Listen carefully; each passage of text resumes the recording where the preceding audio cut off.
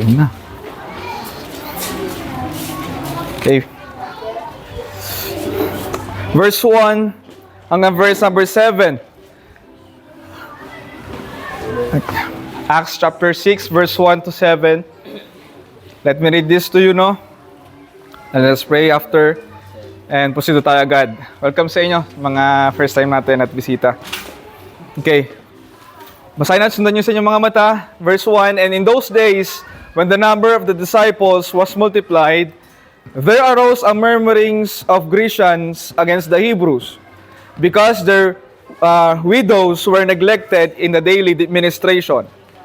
Then the 12 called the multitude of the disciples unto them and said, it is not reason that we should leave the word of God and serve tables. Verse 3, wherefore, brethren, look ye out among you 7 men of honest report, full of the Holy Ghost and wisdom, whom we may appoint over this business. Verse 4, but we will give ourselves continually to prayer and to the ministry of the word. And the saying pleased the whole multitude, and they chose Stephen, a man full of faith and of the Holy Ghost, and Philip, and Procus, and Nicanor, and Timon, and Parmenas, and Nicholas, a proselyte of Antioch. Yeah. Verse 6, whom they set before the apostles, and when they had prayed, they laid their hands on them, and the word of God increased, and the number of the disciples multiplied in Jerusalem greatly, and a great company of the priests were obedient to the faith. Amen. Let's pray. Aming Ama, salamat po sa iyong salita. Nawa ko Diyos, mangusap ko sa magitan po nito, Panginoon. And I know, Lord, by your sovereignty and your predestination, ito po muna ako po sa harapan ko ngayon, Panginoong Diyos. Ito po yung kalooban ninyo na makarinig yung salita, Panginoong Diyos. Tulungan niyo po ako, Panginoon. Give me power and vindicate your servant. Give me your blessing, Panginoong Diyos, ng pagsasalita, Panginoong Diyos, speaking of utterance. Tulungan niyo po kami, Lord, mag-mature in the faith, to grow in the grace. At tulungan niyo po kami, Panginoong Diyos, na magkaroon ng bukas na puso at bukas na isip, at humble heart and a servant heart, para tanggapin ang iyong salita, Panginoong Diyos, for us. In Jesus' name, Amen. Okay, so, anong nangyari ngayon dito sa chapter 6, bago dumating ang unang martyr na si Stephen, di ba nabanggit siya kanina, nagkaroon ng isang issue sa loob ng kanilang assembly. To which, itong Hebrews at Grecians, ano yung Grecians? Ito yung mga Hebrew na nagsasalita ng Greek. Okay? Yun ang mga Grecian na tinatawag. So, let us first study muna itong context itong pinag-aaralan natin para mapiga natin ng maayos yung gustong sabihin ng Panginoon sa atin. Ano? So, nung lumaki na ang number ng mga disciples, okay, nagkaroon ng isang issue sa Hebrews at Grecians. Ano yung Grecian? Ito yung mga Hebrew-speaking Greeks. No? Nagsasalita sila ng mga Greek words, mga Griego, pero sila yung Hebrew, ha? So, at isang purong Hebrew din. Na-neglect na yung mga widows sa kanilang assembly na hindi na binibigyan ng gawain ng mga widows kasi nga sila ay widows. Sila ay neglected in the ministry, no? Ngayon, nagkaroon siguro ng paninikip sa gawain, nagkaroon ng double work, ang daming napagod sa daily ministration. Kaya dumating yung issue na to sa mga apostles, no? And sabi ng 12 apostles, tumawag sila ng meeting and sinabi, mamili tayo ng 7 lalaki na magte-take over sa business na naiiwan at sa mga para ma-divide na maayos ang ministry. And then meron silang qualification na sinabi, meron silang qualification na sinet. Ano yon? Verse number 3, wherefore, brethren, look ye out among you 7 men of honest report. Unang-una, men of honest report, full of the Holy Ghost and wisdom. Para may appoint nila, mag-take over sa business na kinakailangan pa sa ministry nila during that time. And then, napili nila si Stephen and the rest of the 7 men, ano? Okay, so, and then dumating yung persecution after si Stephen ay binato dahil sa kanyang pananampalataya. Pero I would like you and every one of us, tayong lahat, ay makita itong sinasabi ng Panginoon sa atin. Na in the ministry, no, at muna tayo, set natin na maayos. Is the Word of God precious, guys?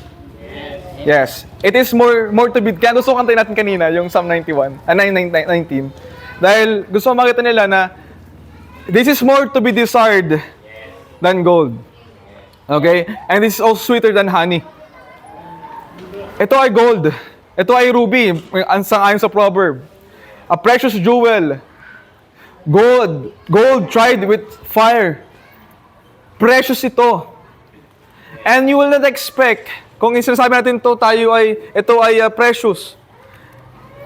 Ipapahawak mo ba sa isang bata ang precious na bagay? Right. In the ministry, our ministering to the people, ang gawain ng Panginoon ay mahalaga, seryoso, at delicate work. No? And this ministry should be ministered by men and women full of faith and the Holy Ghost and wisdom.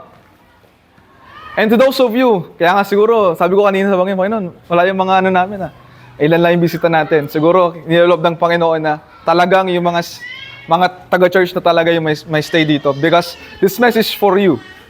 And this burden is laid upon my heart by God last week pa.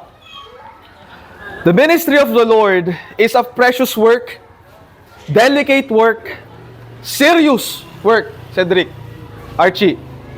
At bago pumasok dyan, you ought to be matured enough, hindi man physical, sabi nga ni Paul, Timothy, let no man despise the youth.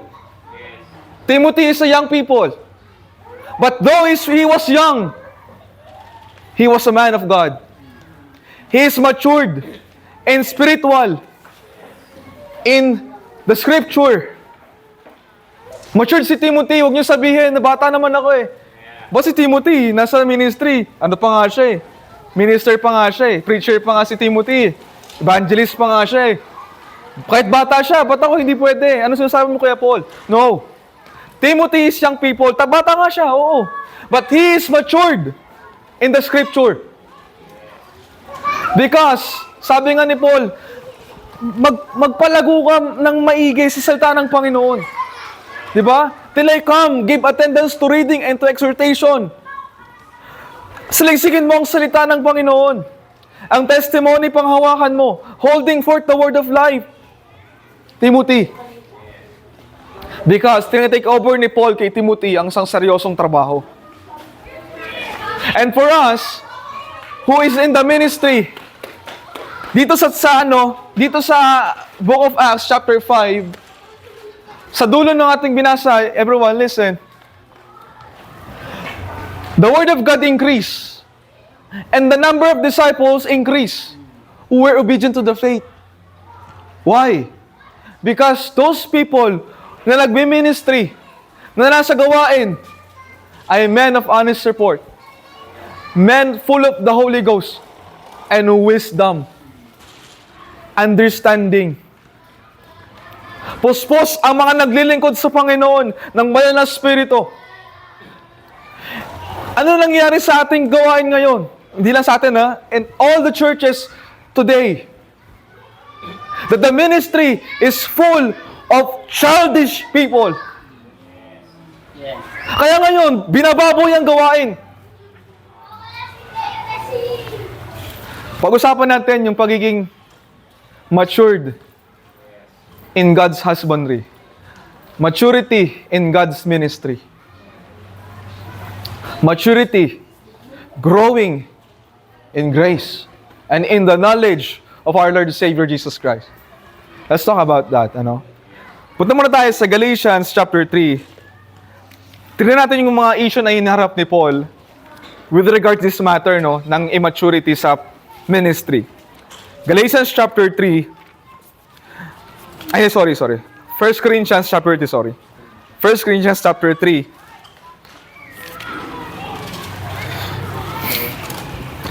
Ang 1 Corinthians ay sobrang daming tinalakay na issue sa church. First of all, tinakel ang division, tinakel ang fornication, dinali ang idolatry, at siguro na-overlook natin ang isang issue pa na tinalakay ni Paul, which is being carnal or immature in the faith. Being immature in God. Chapter 3, verse 1, and brethren could not speak, and I, brethren, could not speak unto you as unto spiritual, but as unto carnal, even as to babe in Christ. I have fed you with milk and not with meat, for hitherto you were not able to bear it, neither yet now are ye able. Sabi ni Paul, hindi ko kayo makausap ng spiritual matters, because ye are yet carnal. Noon, pinapakain ko kayo ng gatas. Para kayo ay, somehow, kayanin niyo yung sinasabi ko. Kaya medyo gatas pa. Ano sabi dito? Neither yet now ye are able. Ngayon, mga Corinthians, kahit na gatas sa ipakain ko sa inyo, hindi nyo rin kayang tanggapin. For verse 3, For ye are yet carnal, for whereas there is among you envying and strives and division. Kanina, yung kapatid ko, kasi nga dahil ako nag-aasikaso na, papunta sa church, para di ba nga, naliligaw ko, paglabas ko ng CR, and doon ko sina namin, nagluluto siya ng itlog. Diba? Kasi si mama, busy sa pagtatahi. Ang kapatid ko si Ella, 8 years old. Sino 8 years old dito? Wala pa. Nagluluto ng itlog, scrambled egg. Sa loob ng high heat. Wow. sabi ko, usok na. Diba? Ang itlog, alam pa, nag-training kayo ng magluto? Ang una-una yung training, magluto ng itlog. Pag na-master yung pagluluto ng itlog, ma-master yung pagluluto. Kasi yung idea sa pagluto ng iba-ibang klaseng putahe ng itlog, yun yung sense sa pagluluto sa buong So, sabi ko, ano yan? Meron na, orange with brown, golden brown na. Alam niyo yun? Nakadikit na yung itlog sa kawali, di na mabaliktad. Di ba? So, pag ang isang bata, pinahandle mo ng isang delikadong gawain, hindi niya kakayanin eh. He will try to do her best na ayusin yun dahil inutos mo sa kanya. But because of lack of understanding as a child, hindi niya magagampanan ng maayos ang kanyang trabahong yon. In the case of Paul, hindi ko kayo makausap, hindi ko sinusubukan kasi chapter 2 ng 1 Corinthians, hindi kayo pwedeng, sabi ni Paul, we have the mind of Christ. And spiritual matters only belongs to those who are spiritual. Pag malalalim na salita ng Panginoon, doon yung sa mga spiritual na. At merong filled with the Spirit na. Pag susubukan may ituro sa isang baguhan at sa isang bata, hindi niya kayang maintindihan. Pero pwede sa edad mo, Archie, malaman mo ang buong doktrina ng salita ng Panginoon pag ikaw'y pinuspos ng banal na Espiritu. I do believe that, guys. Because the Holy Spirit is the teacher. He will teach us all things and will bring us all things to remembrance. Kahit na ganyan kasimpleng bata, ay pwedeng mas burden pa sa mata ninyo. Sabi mo nga kila May, kila Giselle noon, may mga young people ako noon na wala na kasi napigilan, na-persecute siya. Hindi na siguro nakita ninyo. Taga-abot kamay sa kwento natin. Bagong-bago, pero yet, babae siya na sobrang burden. Si Giselle, kasabayan niya lang yun. Pero tong babaeng ito, sobrang bigat na bigat pagdating sa spiritual na bagay. Hindi nag-matter dito kung anong edad mo or gano'n ka nakatagal sa church. When the Spirit of God fill you, pinuno ka at pinuspos ka ng banal na Espiritu. Na kahit ganyan sa edad, Cedric, ganyan sa edad nyo, Princess, pwede kang maburden sa gawain ng Panginoon. Pwede kahit ganyan ka young people, Kisha, pag ikaw'y full of the Holy Spirit, mas may bigat pa ang panalangin mo kaysa sa pinamatagal sa church. Because you are filled with the Holy Spirit. Amen. And right now, as you observe young people today, in our church, in different churches, as you observe the young people, worldly, carnal, babes in Christ, spiritual infants, bata sa pananampalataya, immature. Pag sinabi ni Pastor, bawal yan, bawal yan, pinigilan ako. Magmumukmuk ka na lang. Because hindi kayang i-bear ng isang bata ang pagalit. Pag pinagilitan mong bata,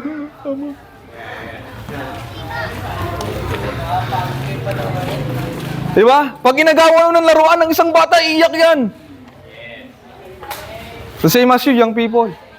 Bitawan mo si ano! Bitawan mo yung kasalanan na yan!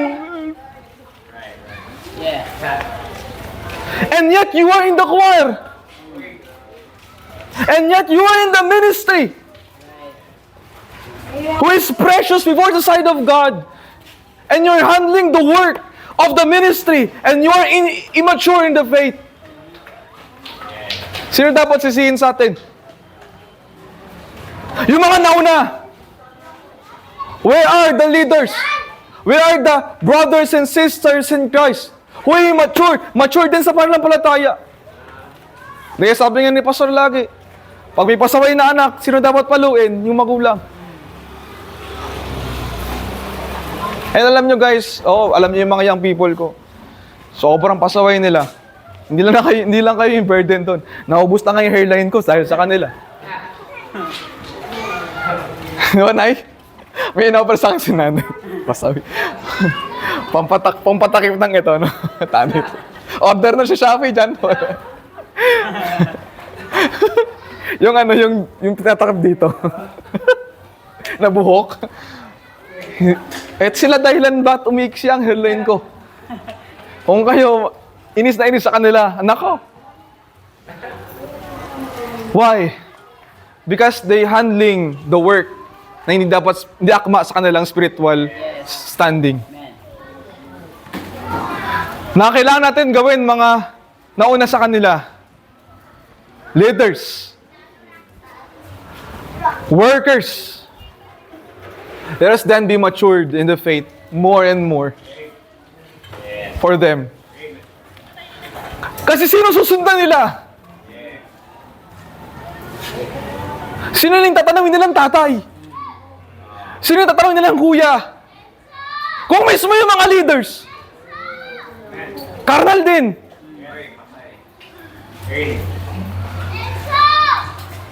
Di ba? Sino sa inyo yung magugulat kapag nabalitaan natin?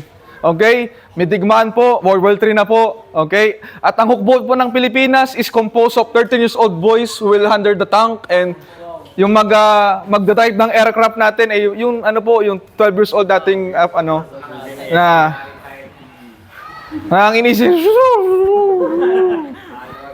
Diba? Dumating mo sa point kayo mga boys sa school nyo, yung ballpen. Diba? Nagiging kung ano-ano ang ballpen, diba? Nagiging spaceship, nagiging rocket, nagiging bazooka. Boys. Playing games. Kaya pag dinala mo ang bata sa battleground, maglalaro yan. Yan ang naranasan at issue ngayon ni Paul. Hindi ko kayo makakusap ng spiritual things because you're not able to bear it. Kahit ngagatas, di nyo kaya. Hey everyone, para malaman ho ninyo na kayo ay nagmamature sa panalangin. Ganito yan ha. Dumating sa point na nag-pray tayo, yes. We are sharing our burdens to the Lord, casting all your care upon Him for He careth for you. Okay? You will share your burden to the Lord. Lord, grabe to Alam nyo guys, that is so basic and so, immature pa yun. Pag nagmamature na kayo sa pananalangin, dumating sa point na ang Panginoon na nag-share ng burden sa'yo. Yeah. Pag dumating sa time na ang Panginoon na, John Paul, He is my burden. You see the people? Pag gano'n na ang prayer level nyo,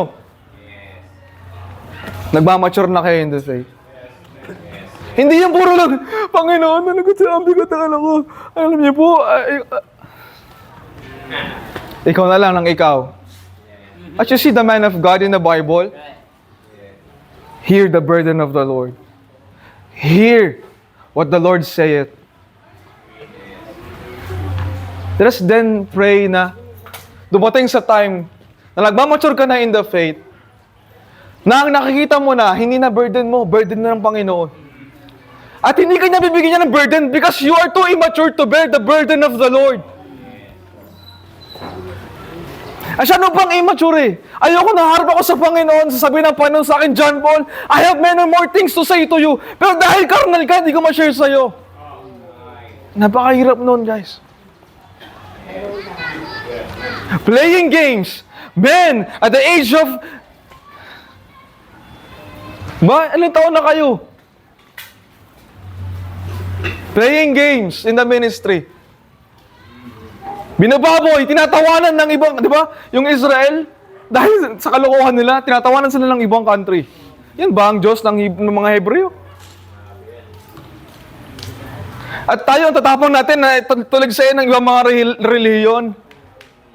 And then, alam niyo ba sinasabi ng ibang reliyon sa mga Baptist? Tinatawanan tayo. Why? Tamo sila nag-aaway. Tamo sila yung nagkakagatan. Tamo sila, tayo united tayo, sabi ng Iglesia. Sabi ng Muslim, sila yung united.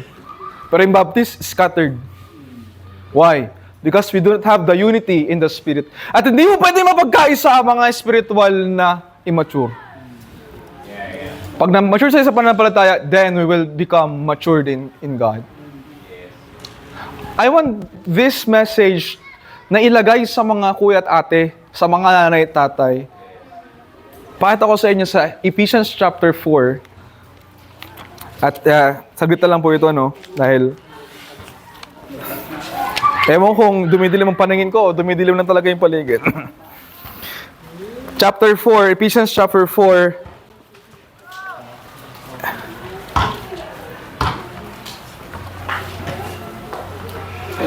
Verse 7. But unto every one of us is given grace according to the measure of the gift of God, of Christ. Wherefore he saith, He ascended up on high. When he ascended up on high, he led captivity captive and the gifts unto men, and gave gifts unto men.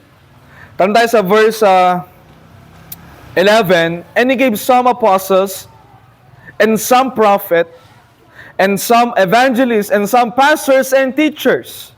For the perfecting of the saints, for the work of the ministry, for the edifying of the body of Christ.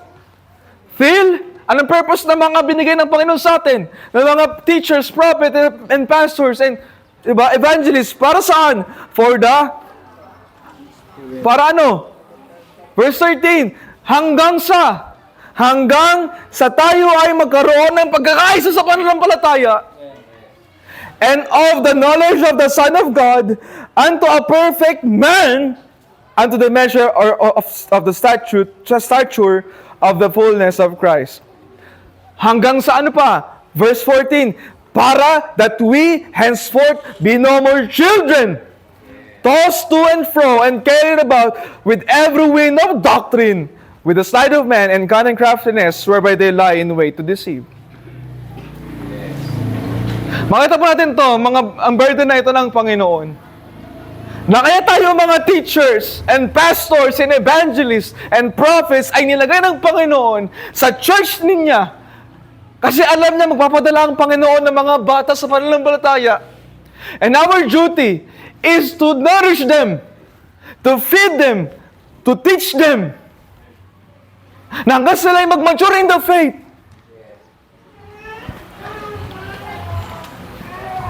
Yun ating goal. So dapat tayo yung mas lumalalim sa salita ng Panginoon, yung mas sumusubsob sa salita ng Panginoon, yung mas nagle-labor in the ministry, in the work sa church. And ang bigat lang isipin dahil may darating na bago sa church, tapos sila yung bububugin natin sa trabaho, hanggang nalimutan nila wala na silang devotion and prayer life. Dapat tayo na yung umako ng trabaho sa church at sila, in-nourish up natin sila sa salita ng Panginoon. Let's then pray na ma-enlighten tayo once more sa ganitong klaseng katotohanan. Because as you see them, oo, ang dami nilang alam na gawain sa simbahan. Ang dami nilang alam at pwedeng magawa. Oo, yes. Pero kamusta ang kanilang spiritual condition? Let's then look at it. Tignan natin. Hindi naman masama. Pasamahan natin. As a leader, let us then be the example. Let us then be the first worker. Makita sa atin na tayo ay mas sumasaliksik sa Panginoon more than ever before. Mas lalo tayong sumusubsob dito. Na makita na sumusunod sa atin. Na makita na mga ng inaakay natin sa Panginoon. Diba? Makakanta mo tuloy, may the Lord find us faithful. Diba? Yung mga sumusunod din sa atin, makita tayong tapat. Ang Panginoon at ang sumusunod sa atin. Everyone. Kaya wala kang burden kasi wala ka namang inaakay na susunod sa iyo. How then? Para magmamature ka sa salita ng Panginoon. Para saan mo gagamitin yon, guys? Let's then be matured in the faith. And in the ministry of the saints. Kailan tayo magmamature? Sabi ko kanina sa mga young people sa dorm, hanggang kailan tayo ganito? Hanggang kailan? Young men, hanggang kailan tayo ganyan? Ang hirap nating utusan, bata lang yung ganun eh. Lalo't nasa ministry ka na. Hey, ba't ang hirap mo mapuntahin sa church? Right. Ang problema, you are not growing in the grace. And in the knowledge of our Lord Savior Jesus Christ. You make a decision. Young people, nasasadyain mo, intentionally, know the Lord and your Savior. Know Him. Sadyain mo. Kahit na hindi mo nakasama yung iba. Lord, kahit ayaw nilang sumunod sa inyo, susunod ako sa inyo. Kahit sa dorm, sa nakatira sa dorm, napunta kayo doon, nakikitulog kayo doon. Yung mga kasama ko sa dorm, walang prayer life, walang Bible life. Lord, ako, magbabasa ako. Lord, ako magpipray ako kahit ayaw ng mga kasama ko. Hindi eh. Ang nangyayari, hatakan kayo. Taguan. Hatakan kayo pababa. Dinadala nyo ang bawat isa sa kapahamakan. Let's then be mindful of this truth. No, nasa ministry pa man din. Andito ka pa sa church. No? Jay, hindi pa kayo mga baptized, Rusty? No? Sinabi ko lang kay James. James, bago ka mag-decide, alamin mo kung anong haharapin mo. Know the cost of discipleship. Because ako, as a minister ng Panginoon, sinusunod ko siya that I will go and make disciples. And you, guys, everyone, leaders, kung hindi ka gagawa ng disciples, you're not doing the will of God. Huwag mo itatrato itong mga ito na parang bata. Treat them to become a man and a woman for God. Kaya kayo, mag-isip kayo ng parang tao at lalaki ng Panginoon. Hindi ko nakakaibuksan pa yung mga verses. Sabi ni Paul, 1 Corinthians chapter 13, when I was a child, I think, I spake as a child. But when I become a man, I put away childish things. Let us then be mindful of that, guys. Isipin natin po yan. And let me share to you the gospel, everyone, ng mga bisita. Sa Galatians chapter, ako na lang siguro magbubukas, basahin ko na lang sa inyo. Pero kung gusto niyo tignan, Galatians chapter 4, when I say, now I say, that the heir, as long as he is a child, differeth nothing from a servant, though he be Lord of all, but he is under tutors and governors until the time appointed of the Father. Ito, wait lang ha. Itong passage na ito, it's talk about being heir of God. Okay? Kapag tayo na kay Kristo na, tayo ay naging heir ng Panginoon. Okay? And though you are son of God, wala ka pang authority until time appointed of the Father. Okay? Bear with me. Pag ikay inampo na ng Panginoon sa kanyang pamilya, ikaw ay anak na ng Panginoon. And yet you are child in the... Bata ka pa sa pananampalataya. Ang sabi rito, habang siya ay bata, oo, siya ay tagapagmana, pero habang siya ay bata, dapat siyang sumailalim siya, tutors and governors until the time appointed of the Father na pwede na siyang mag-mature. Okay? So, ngayon, bakit kung Kristiyano, you are child in the faith, no? Ikaw ay bata, sumunod ka, you are under tutors and governors, tuturuan ka ng ating pastor, tuturuan ka ng mga leaders, in order for you to be matured, and when the fullness of time was come, you will be used in the ministry. Preparing you, hinahanda. Bakit si Jesus, 33 years old, bago na ipako sa krus, bago siya, sa gospel, anong age ang nakita niyo sa kanya? 12 years old and 30 years old siya nagpakita. Pero yung buong years na na-spend, asa na? Wala. When a child is born, from 1 years old hanggang sa 12 na siya, bago mag-12, siya ay kasama ng kanyang nanay para ma-nourish up, para mapalaki.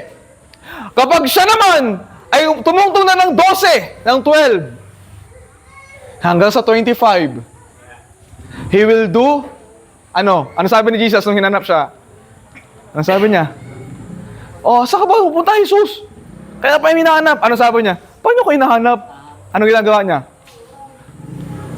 I must do my Father's business. Pag tumungtong na ng, according sa Hebrew tradition to guys, Jewish tradition to guys. Pag 12 na ang bata, hanggang 25, he will do the Father's business. Okay? In that time, Jesus is ministering to his father,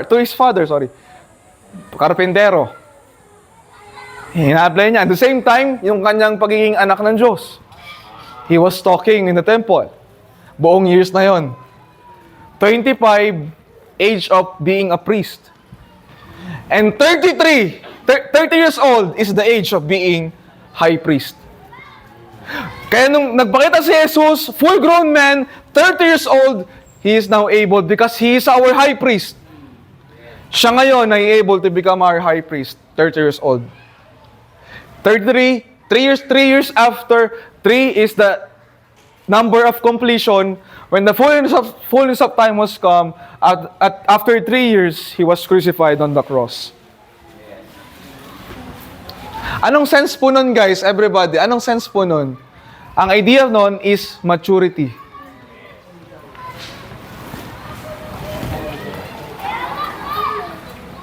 Kabago-bago nyo pa lang. Nasa choir na kayo. Di nyo pa nga ito nababasa ng buo. Hey, napapaisip tayo? Hindi pa nga marunong mag-pray? Di pa nga ito nabasa ng buo? Bago ko napunta sa choir, I've read the Bible 4 times. Bago tumungtong. Kasi nung bago ko, hindi ako nakatingin na mga tayo ko sa harapan.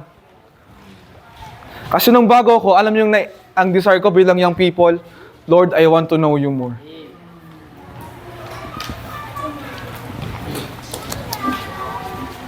Bago tumungtong sa choir, meron ng ministry. Nagtuturo na ako ng mga bata sa aming lugar. Yung pagtayo sa harapan, it's just all superficial na lang, guys. What matters is what is inside of you. Amen. Yeah. Anong nasa loob, Cedric? Una, anong nasa loob natin? Amen. Isipin natin, guys, huwag tayo magmadali. When the fullness of time, merong maturity. Merong age of maturity, guys. Unless then, saliksing mo natin ng Panginoon.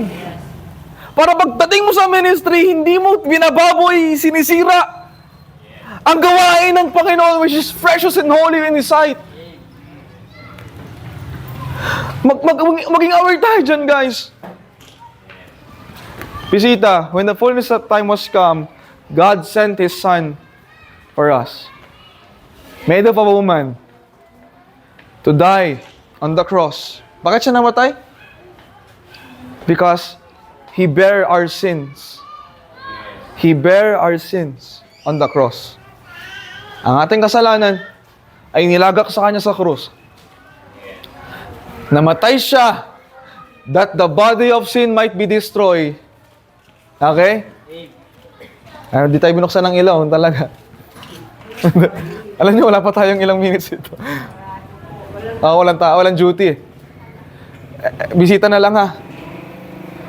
Si Jesus na ipako sa krus to bear our sins. Hey, bear our sins.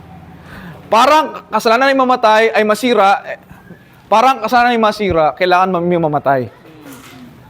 Nung ilagay kay Jesus Kristo ang ating kasalanan, namatay siya, nasira na yung kasalanan, no? Wala na, erased na, justified na ang ating kasalanan because He is now nasa Kanya na.